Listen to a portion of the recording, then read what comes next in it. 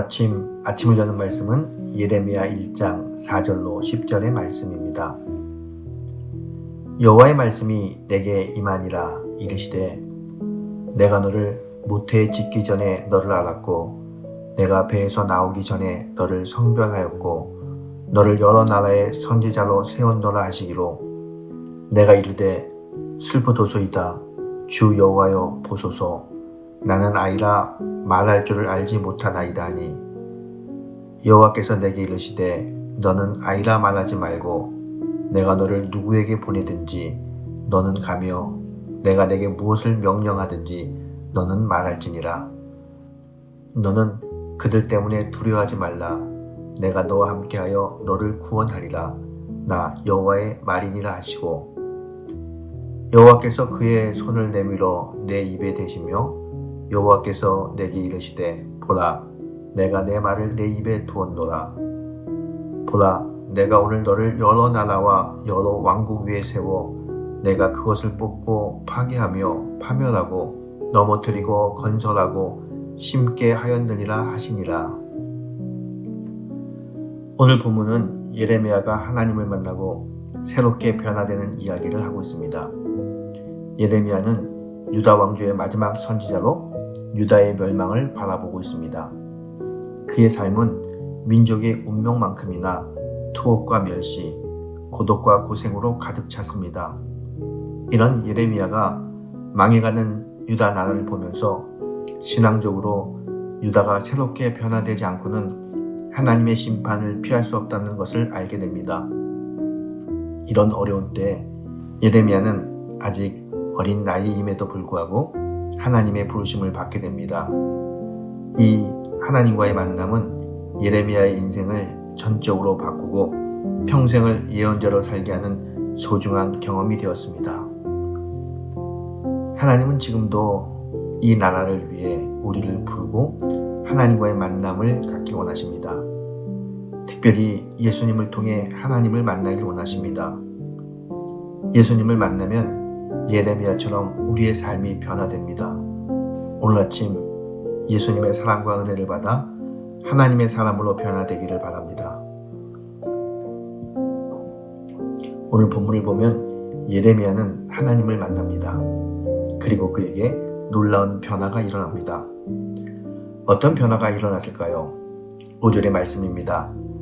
내가 너를 모태에 짓기 전에 너를 알았고 내가 배에서 나오기 전에 너를 성별하였고 너를 여러 나라의 선지자로 세웠노라. 이 말씀을 보면 하나님께서는 예레미야에게 내가 태어나기 전부터 여러 나라의 선지자로 세웠다고 말씀하고 있습니다. 하나님께 선택받은 사람, 얼마나 감격스러운 말입니까? 그런데 이 말을 들은 예레미야가 하나님께 대답하기를 6절에 이렇게 이야기합니다. 주 여호와여 보소서. 나는 아이라 말할 줄을 알지 못하나이다.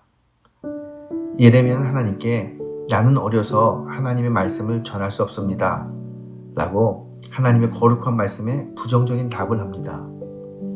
예레미야는 하나님을 알았지만 하나님을 인격적으로 만나지 못했기 때문에 전능자 하나님의 거룩한 사명을 받고도 그는 자신은 어리고 능력이 없어서 하나님의 사명을 못한다고 대답합니다.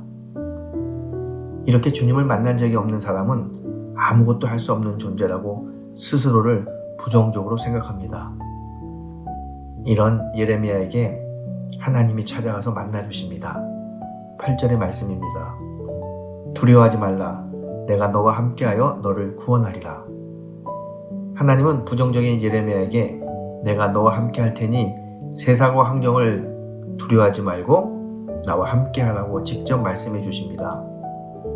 이렇게 하나님을 만난 예레미야는 아이라서 할 수 없다는 마음이 변하여 하나님께서 무엇을 명령하시든지 아멘하는 긍정적 사람으로 변화됩니다. 예레미야처럼 우리도 주님을 만나기 전에는 할 수 없다는 말이 입에서 먼저 나오는 사람들이었습니다. 이런 부정적인 사람들이 예수님을 만나면 언제나 할 수 있다는 말이 나옵니다. 할 수 없다 해서 할 수 있다는 긍정적 사람으로 변화됩니다. 고린도후서 1장 20절에 이런 말씀이 있습니다.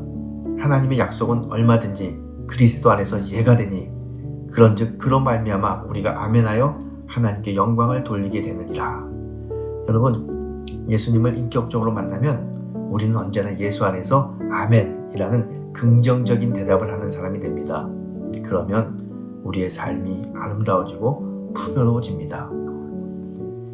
세상에는 수많은 사람들이 예수를 믿는다고 하면서도 예수님을 만나지 못하고 신앙생활을 하고 있습니다.